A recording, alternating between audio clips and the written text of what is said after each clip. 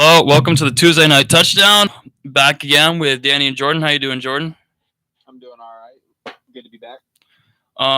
Obviously the NBA playoffs are going on. How you've been watching that all? Yep, I've been watching them. I mean, all of the series, besides a couple, are basically game one or game two. So it's been pretty exciting. Some upsets so far, so that's good. Yeah, we've had some good games so far. I've been watching. It's been fairly entertaining through the first. I mean, not even first round. First games of the first round. It's good starts to the playoffs. Obviously the big the big story so far in the playoffs is the Warriors game last night. There's been a few storylines going on, but the big one to make the most headlines is the Warriors. Made history last night, blowing the largest playoff lead in NBA history. They're up by 31 points with about 8 minutes left in the third quarter. They get outscored 32 to, I believe, 16 to close out the third quarter. Outscored in the second half, 85 to 58 overall. Kevin Durant has 9 turnovers, more turnovers than shot attempts.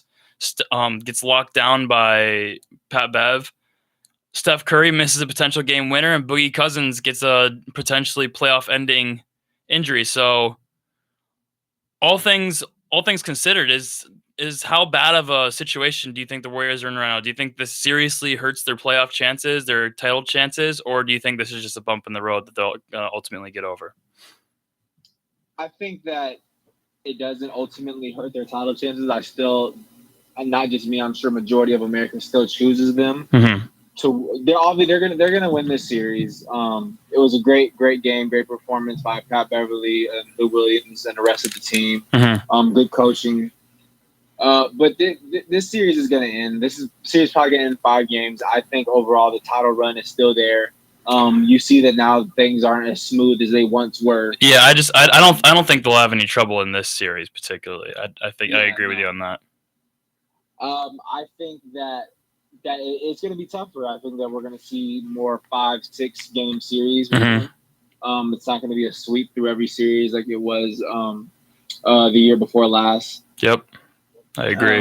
But with that being said, Boogie going down with a torn potentially torn quad. I don't think they have the MRI. Do you know if they got the MRI? I haven't. No. I saw just recently. They actually did come out. It is torn. It is torn. So he is out. So it's not potentially out for the playoffs. He is out for the playoffs. Then. Yeah, he is out. Dang. I mean, all things. I feel bad for him, man. That sucks. Yeah, I do feel bad because he just came off a torn Achilles with one of the worst injuries that an athlete can get. Yeah. But I think that it just shows that the Warriors are human and that they're a basketball team and they have the ability to lose if things go wrong for them and things go right for the other team. I think that they'll still win the championship. Yep. And I just think that we're in for better series. I think what this really sets up for is a interesting second round matchup too, because I mean the Rockets are playing pretty good basketball right now. I mean they've only played one game so far in the playoffs, but that one game was a pretty decent sample of what they have to offer. They're playing really good defense, stepping up. I think Stephen A was saying this actually. If they can if PJ Tucker can take a page out of Pat Bev's playbook and really just get into Kevin Durant's psyche, I think that'll help the Rockets out. But one thing that I thought was an interesting point was the Lakers when they were going for their four-peat. This kind of has like a mirror image of that in a sense, because that year was in the regular season when the Lakers are going for their 4th title. That regular season was their worst regular season. Obviously, there was kind of like already that divide between Kobe and Shaq, where it was like, all right, like mentally, this team isn't where it's supposed to be. Like they're divided within the locker room. Like they're still supremely talented, and like even if they don't get along, that's going to carry them on the court. But you could tell they had no like relationship off the court, and they didn't like each other particularly on the court too.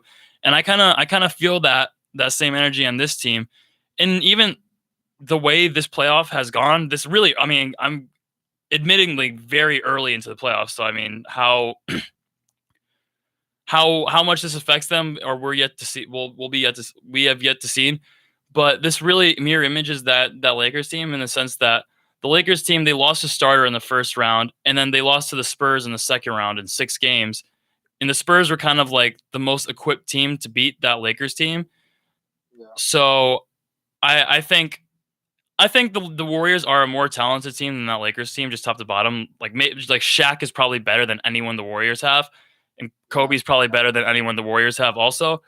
However, the Warriors didn't have five All-Star. I mean, the Lakers back then, they didn't have five All-Stars. So I think the Warriors are so deep in their starting five that they will advance. But I do kind of see like chinks in their armor where there is some vulnerability. Yeah, definitely. You can see it breaking down. I mean, at some this is sports, so at some point, things aren't black and white. Teams start figuring you out. Teams start getting under your skin. Other teams get tired of seeing you win all the time. Yep, and I just think the Clippers are such a gritty team too. Like I love the way the Clippers play. Like they're to me they're the opposite of the Lakers. Even though they share the same building, they share the same they're the same city, everything. They're very much opposite of the Lakers because when I think of the Lakers this season, I think of a team that didn't get down and dirty. Like they didn't have that like dog factor where they just got after you and forced you to force you to play uncomfortably. Whereas the Clippers, I feel like they have a really knack for doing that and just making teams play outside of their element. Yeah, no, definitely. Especially guys these are all none of these guys are stars, especially after they traded Tobias Harris. Yeah. I mean, these guys are all role players. I know they roll and they just play well together. Lou Williams is 34, still getting after it. Pat Beverly is arguably one of the best defensive players. I mean, for someone who's 6'1", too, that's nuts. Yeah, really. I mean, he just does what he is. He's a gritty kid from Chicago. Yeah, playing 6'1" against a guy who's 7 foot, and he's getting in his grill and making him play uncomfortable. So you gotta give him some respect. Yeah, and especially for people who watch sports, when you talk about good coaching, good managing of a team, and some people who aren't extremely into sports are kind of just regular spectators. They're like, well, how much does coaching, how much does managing a team, how much does that actually play a factor in winning basketball? Oh yeah, I mean, and the Clippers are that. I mean, if you want to know, look at the Clippers. They exemplify that 100%. Exactly. Jerry West is probably the best owner, at least in the NBA, maybe in sports. And then Doc Rivers, he's probably had his best performance as a coach. Obviously the team he won the championship with, the 08 Celtics team, that will unless he wins another championship, that will probably be his best performance as a coach, just because he got the championship out of it. But just from the eye test, I feel like what he's done with this group of guys, how he's got them to rally together, play gritty, refuse to back down, I think that really speaks to his skills as a leader and his skills as being able to bring a group of guys who are kind of misfits. If you think about it, they're all talented guys, but they're all flawed players in the same way, where they do one thing good, but they're not really good at everything. They have one good thing, but they're just really gritty players who know they're not the most talented guys, so they got to give 150%, whereas other guys are giving 80%, and their skill carries them the rest of that 20. Yeah, exactly. That's exactly what it is. So I think. And speaking on that, I would be really excited to see them pick somebody up for free agency like a Kawhi Leonard. Oh yeah. Someone like maybe a Kevin Durant. Somebody, because this team can't win a championship. You gotta have that true superstar to win a championship. But man, they have a great surrounding cast. Yeah, and they have plenty of cap space too. A good coach, a good owner. It seems like they got a great team chemistry going there too. It seems like they have like good atmosphere, good chemistry, good leadership, talented role players. I mean, if I'm a NBA superstar and I want to go to LA, I'm looking at the Lakers, how dysfunctional they are this season. Obviously, we know everything that's going on with them, and then I go and look at the team who shares the building with them, and it's literally just a complete polar opposite image. Like, the Clippers have a completely different dynamic at this point than the Lakers do, with the Clippers being, coming into the season, you would have never guessed it, but the Clippers being the team that is far more desirable, even without LeBron. Like, who would ever think that? Two teams share a building. One team has LeBron James and had Magic Johnson as their GM. The other team has just a bunch of ex-G League players and guys who've been to 5 teams in 6 years. And that second team is a team that's more appealing to big name players. So I think I think Kawhi will probably go to the Clippers because I don't think he wants that. I don't think he wants to play second fiddle to LeBron, first of all. Mhm. And I also don't think he's not really a spotlight seeker. I feel like he just kind of does what he wants to do and then just gets out of the way when he's done with it. And I feel like the Clippers more fit his personality, fit his play style. Don't force him to play behind LeBron. So I think the Clippers just in general are a much more attractive landing place. Other than the fact that they don't wear purple and gold. That's the only thing the Lakers have, that they wear the purple and gold. Yeah, I mean, honestly, at this point, it's just legacy. Mm-hmm. And it's really crazy that you put it like that because that's a good point. I mean, we were all making a big fuss that Kyrie left. Like, Kyrie, why would you leave LeBron? I mean, I understand this, I understand that, but when you don't leave LeBron, well, I mean, 2 years later, we're sitting here like, who? I wouldn't want to go play with LeBron. You know? You think Kyrie's going? You think Kyrie's going to go to LA next year? I don't think so. You don't think so? I don't think he would mind, but I don't think it's top of his list. No. Not to get off on a tangent, but just off gut feeling, where do you think he's going to go? Kyrie. Yeah. I would love to see Kyrie in New York. Kyrie has that, like, his game just embodies like the New York style. I feel that. Yeah, I mean, it's just hoop. I mean, I think the media gets under his skin sometimes, and I don't hold that against him because some guys are just not built for it. Like some guys are just don't like the attention. Yeah. And they kind of explode instead of just ignoring it like some guys do. They just kind of explode Mm-hmm. because they're really animated guys like Kyrie is. Yeah.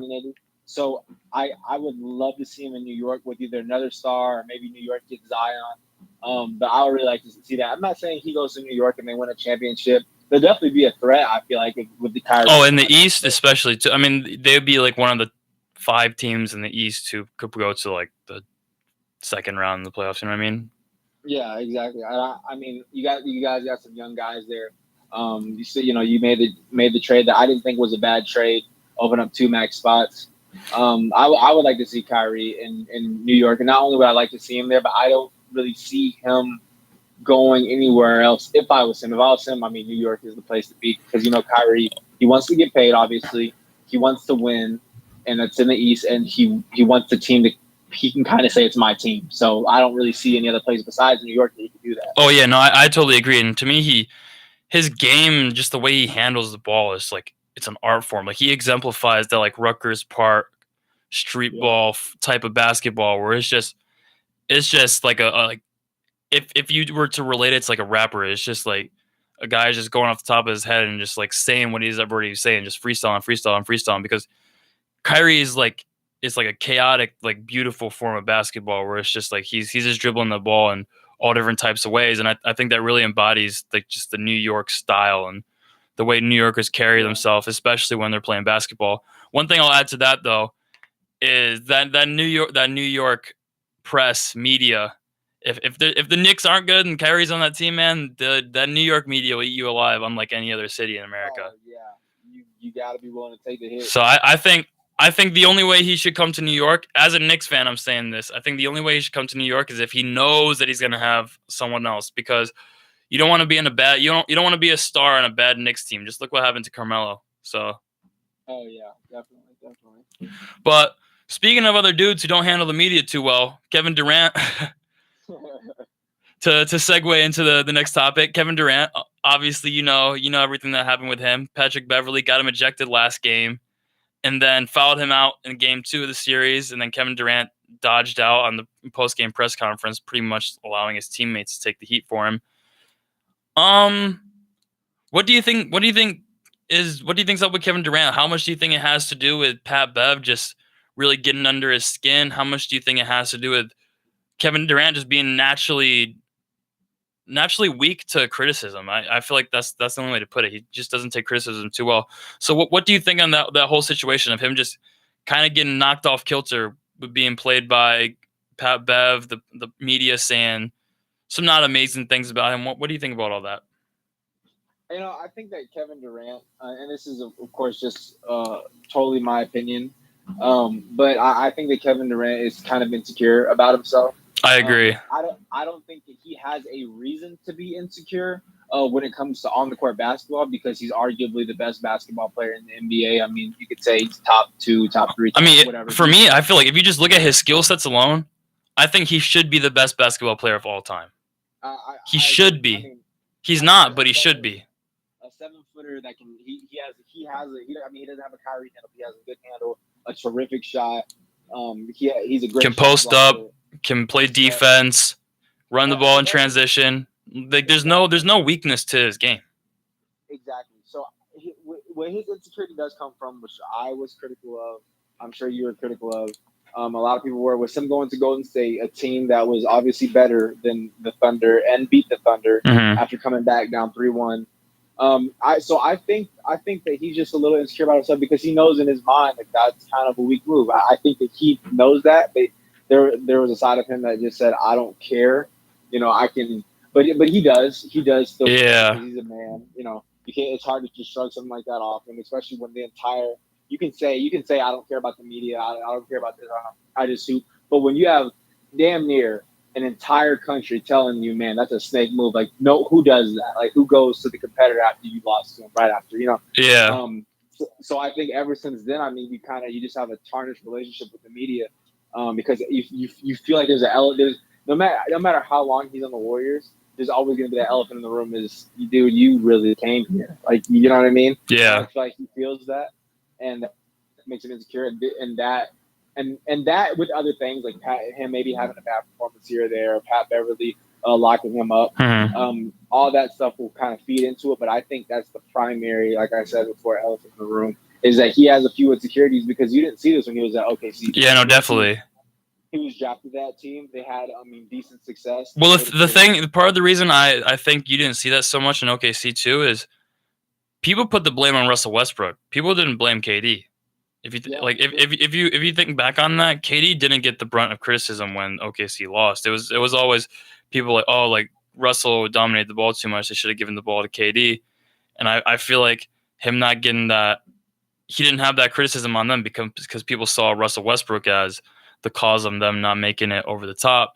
Whereas now that he's in Golden State, he's established himself as one of the best players in the world, if not the best in the world, debatable. But I think deservingly so, all the brunt of criticism of the Warriors not winning, not winning as by Warriors standards, it's all put on him now. And there's a lot of criticism coming up for his free agency and all that. So I think all that pressure is starting to get with him. Whether it's going to really affect the way the Warriors perform in the playoffs long term, I mean, we'll see how that goes. But I think he does have some thin skin, and in many ways, I think Draymond Green put it the best. The only way the Warriors lose is if they beat themselves, and I think that starts with if KD lets if KD lets that get to himself. A follow up to that though is do you think KD's leaving this summer? I do. I do think he's leaving this summer. You think he's also going to the Knicks? I would like to see him go to the Knicks. I want him to take his career into his own hands, regardless if that means Kyrie's coming with him. I would like to see him go to the Knicks because, and this is just me being slightly biased. I'm not a Knicks fan. I'm from New York. But growing up, there's just some places and there's just some franchises that are. You just want them to have good basketball teams. Really, and you may not, if they're not necessarily your team, you may not necessarily want them to win, but the league is better when they're competitive. It's like LA, Chicago, and New York, and all of them are bad. Exactly, and the Knicks are just one of those because it's in New York. I mean, that's really the base of basketball in America. It's the Mecca, New York. MSG. What do y'all say? Y'all say that you can't go 3 or 4 blocks without seeing a basketball hoop somewhere. Yeah, I mean, you got kids dribbling up and down. I mean, New York to me is it's like technically it's not, but really it's like the urban birth of basketball because I feel like before basketball really got adopted into like the New York culture, it was kind of just like a white kid sport. But I mean, not like. But you just look at the league before it got to New York, it was just like white guys and all, and the NBA wasn't really that big. But once it kind of blew up in the cities like LA, Chicago, Boston, and New York, the team kind of got multicultural, accepting players of different ethnicities, and I feel like part of that is because it got it's soaked into like the blood of these cities, and it's part of like the fabric of what makes those cities up. So I think having those four cities are like the forefathers of basketball, because if you think about it, those are like where the NBA really originated in terms of like the league we kind of see today. So I feel like having three of those four teams miss the playoffs and just not be good in general for the past 5-6 years, I think that hurts the league. It hurts the league in the terms of the money they make, which I mean personally I could care less about, but it does hurt the league in a sense that I do care about, is the younger generation. I feel like if those teams are good, it makes basketball more popular amongst kids, and I feel like that gets more kids interested in sports. It gets more kids interested in basketball, and I mean just above the sport itself, I think that gets just playing basketball. It's a positive thing to do, and I think having those teams be good, I think that has a big effect. Yeah, no, seriously. And I mean, and you look at Kevin Durant's career, you look at Kyrie's career, and they're both like, well, they're gonna go. They're both gonna go into the Hall of Fame. They're both great. They do have something. I know. Go ahead. Well, they both. We all kind of have a sense. Maybe not so much for Kyrie, definitely more KD or however you fall. Everybody kind of has they didn't take the career to their own hand. Yeah, they rode the coattails of someone else to get the achievements they got. Exactly. Well, both of y'all get together, go to New York. New York hasn't really had a star besides Kristaps when he was hurt for a long time. They haven't made the playoffs since 2013. Exactly. So since Melo revamped that crew, I mean, it's a great city. It's not one of these. It's not Milwaukee. It's not one of these small markets. Like, this is New York. This is MSG. People want to. If you can make it in New York, you can make it anywhere. That's just the way it is. Exactly. So go there, show people, like, this is, take a great, huge, big market franchise. I mean, and the money you can make in New York is ridiculous. I mean, with endorsements, like, really go there, live it up in New York, play good basketball, make a young team a better team, and then create a legacy. And I think that they could do that. Yeah, definitely. And I agree with you. I mean, the problem with the Knicks, not to be harping on the Knicks so much when they're one of the most relevant teams right now, but I think one of the problem with the Knicks is they'll never be an attractive team as long as James Dolan is there. And I think he's just like a cancer to the organization. And I feel like there's no, I don't see, to me as a Knicks fan, me personally, I don't see the Knicks landing anyone this summer. I really don't. I don't know why anyone will go there, because if someone wants to play in New York, you go to Brooklyn. I feel like it doesn't have Brooklyn doesn't have the mystique of MSG, because I mean, they're really like a New Jersey team who are like, all right, we're not making enough money in New Jersey, so Jay-Z brought them over to Brooklyn. But they don't have the allure of New York, but just in terms of stability and a good team, Brooklyn has a far bigger advantage over New York. And I hate saying that because I hate the Nets, but yeah, I mean, and the Nets are a rising team. I mean, they have a lot of young talent, of course, D'Angelo Russell, LeVert, Dinwiddie, a lot of good guys. So that's a good point. That's a valid point. Yeah. I mean, and really, you guys maybe just be banking on hopefully getting Zion or RJ. Because you mean Andrew Wiggins 2.0, RJ Barrett? Oh man, no, you didn't do that to RJ. Right. I mean, I don't. I don't really want RJ all that much. One thing I'll add to that though is, so speaking of free agency, Boogie Cousins, he's set to be a free agent this summer. However, unfortunately, I feel really bad for him. He tore his quad again. We were just talking about that a few minutes ago. But what kind of effect do you think this injury is going to have on his free agency market? Do you think he ends up re-signing with the Warriors, or do you think he goes somewhere else? Because I mean, I think it creates an interesting scenario, because if KD does leave, or in Clay potentially too, I think he does stay with them if that happens. But what do you think? I think it does create an interesting scenario, because it's definitely his money. I mean, I understand where he was thinking before this. He had an Achilles injury last year.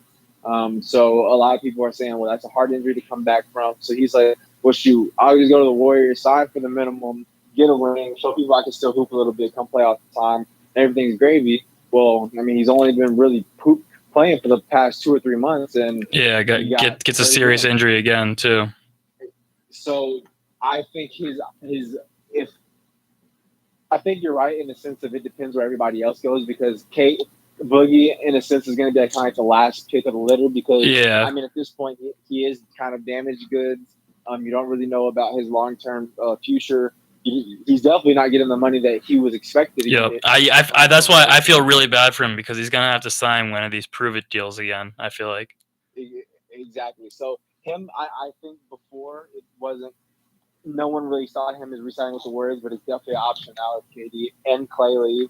Or maybe even if they don't, maybe if only one of them leave, because I mean the chances of him getting that a good contract with another team is pretty slim again. So I don't know.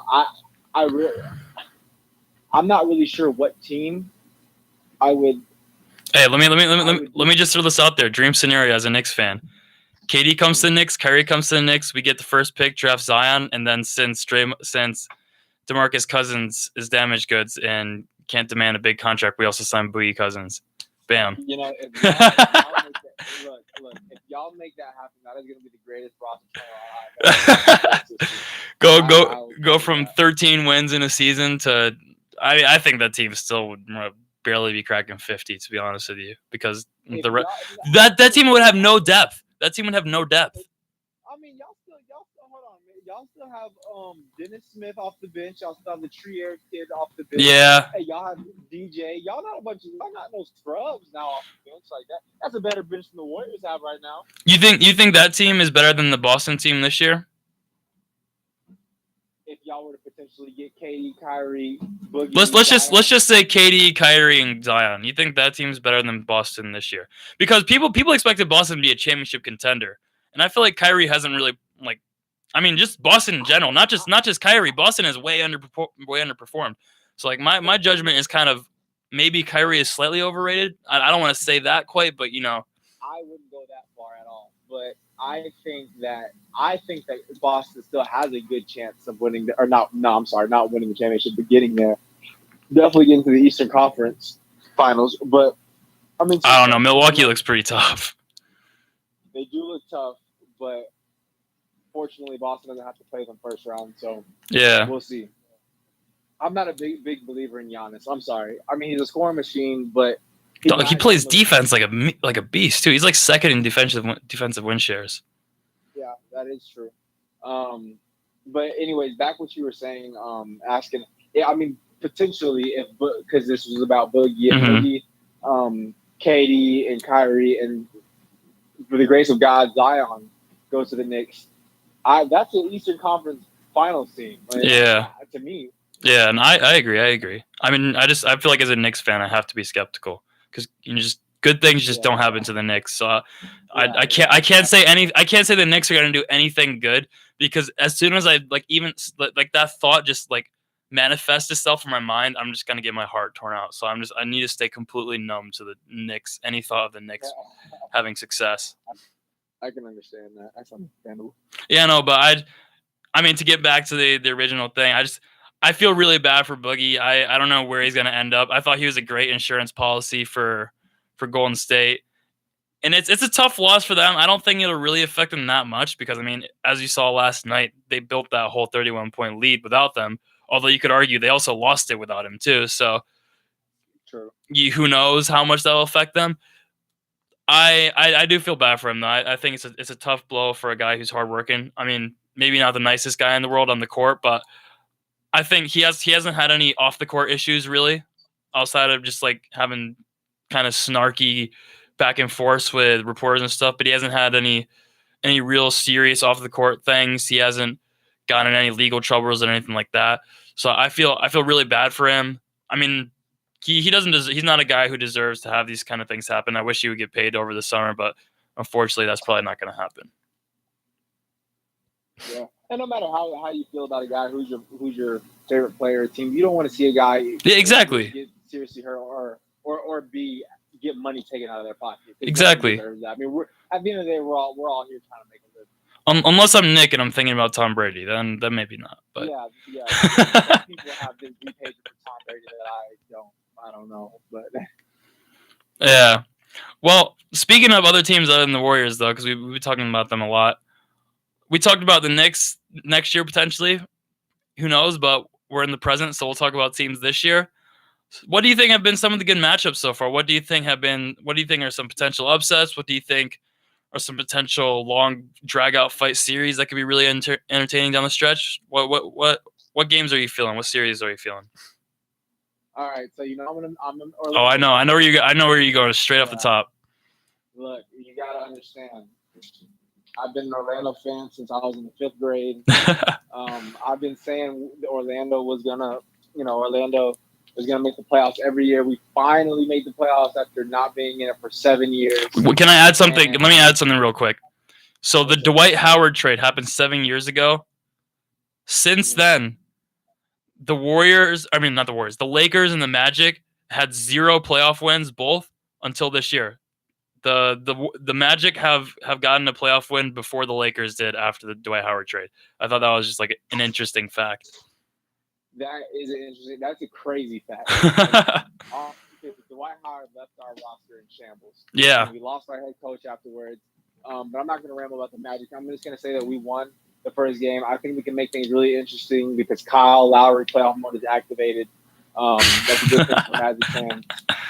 Man, Kyle Lowry. He is a bum, bro. He played like a bum. I'm sorry. When it comes to playoff time, he does play like a bum. I'm talking about missing shots.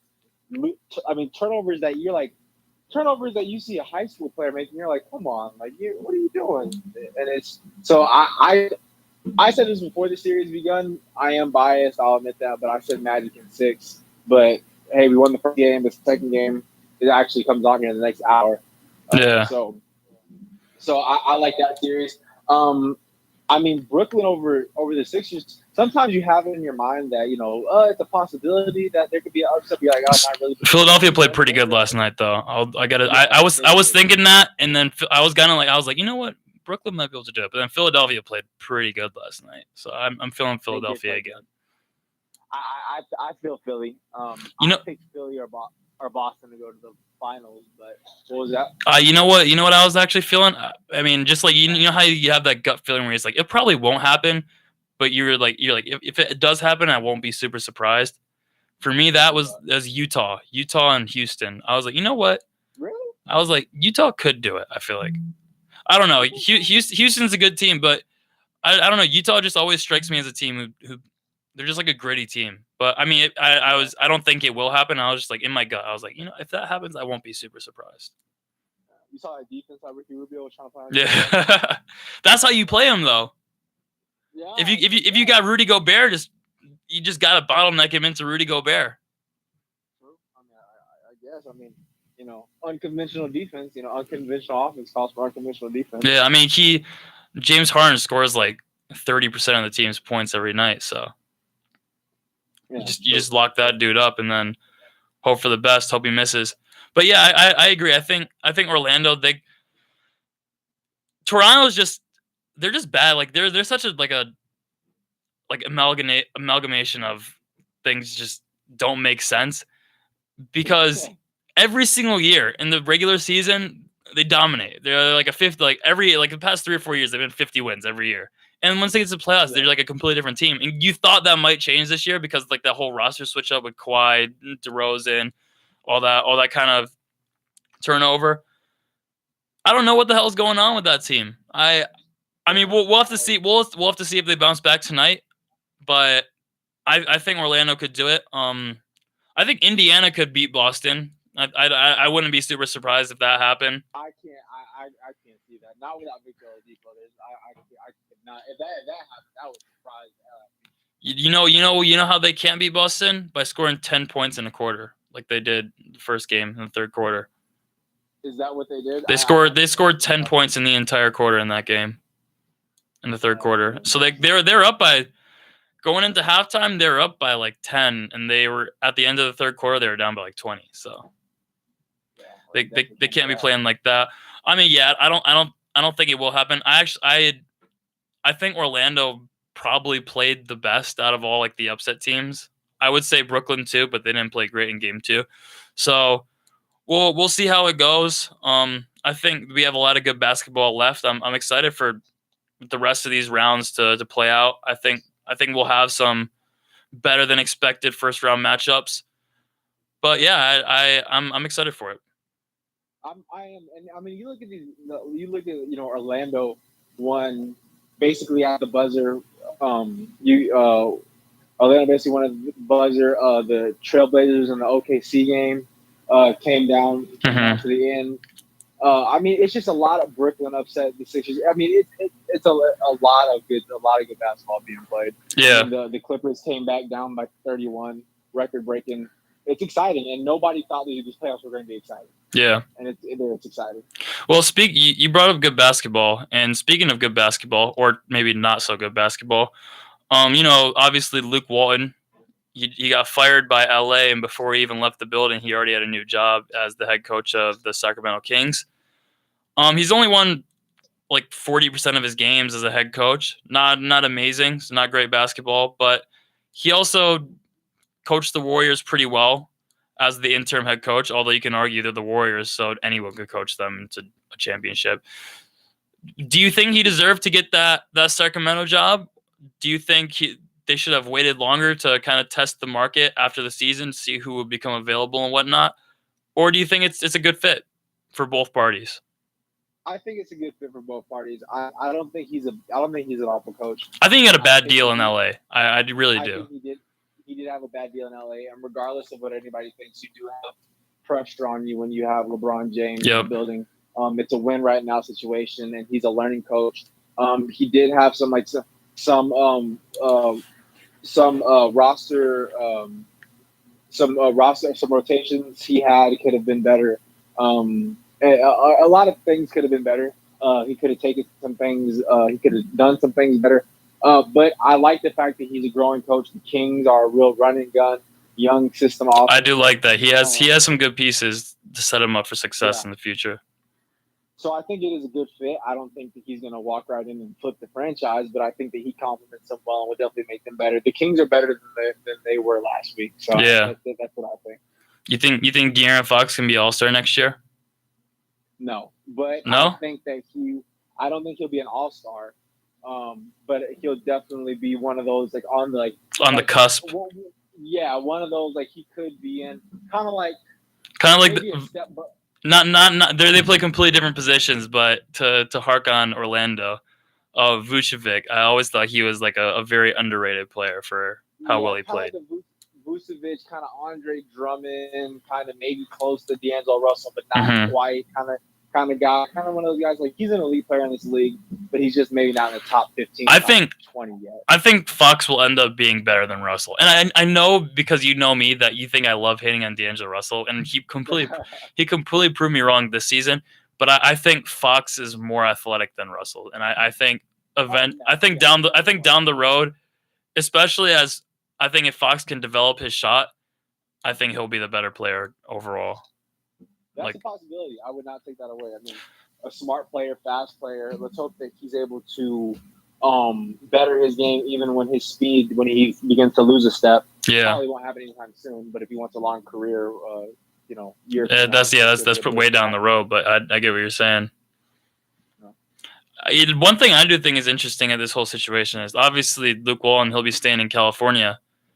And out of all the California teams, I mean, if the Lakers can't really attract anyone super good this year, I think how bad of a look would it be if the Kings end up with a better record next year than the Lakers do? That was just kind of a thought that crossed my mind. I was like, man, they might be in some trouble because I think the Clippers and the Kings.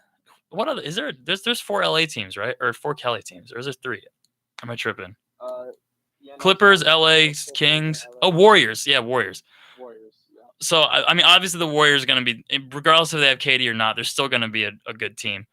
The Clippers, I think they're in for a big year next year because I think they're going to sign at least Kawhi this summer. I got that feeling. And then the Kings, even if they don't sign anyone, they got a really good core group of young players that I think is far better than the Lakers' core group of young players. So I think you look at those 4 Cali teams, I think the Lakers have the potential of being the worst Cali team next year. Yeah, I mean, I never would have thought I'd say that, Especially when LeBron is on the team.